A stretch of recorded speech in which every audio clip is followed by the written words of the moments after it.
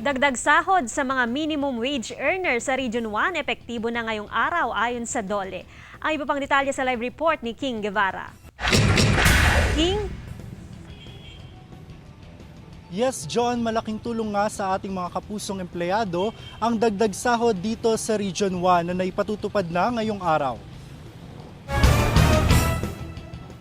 Magandang balita, epektibo na ngayong araw ang dagdag sahod sa lahat ng mga minimum wage earners sa Region 1. Tataas na hanggang 30 pesos ang minimum wage rates ng mga manggagawa ayon sa Department of Labor and Employment, Dagupan City. Ang ating wage order number 20 is effective April 30, 2019. So ibig sabihin, mula nga sa araw na ito, mayroon na tayong wage increase with regards to our daily rate.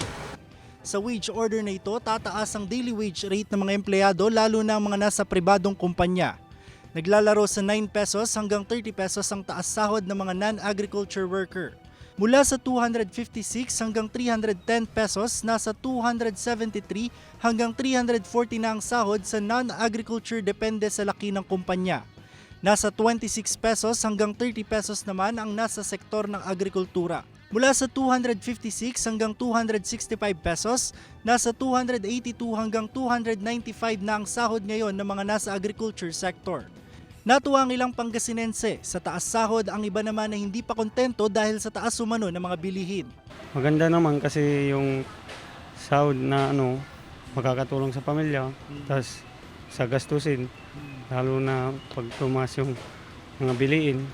Kaya maganda din yung tumaas yung sahod kahit konti. Kung para sa akin, hindi pa po kasi tumataas din po mga bilihin. Kaya mas okay sana kung mas mataas.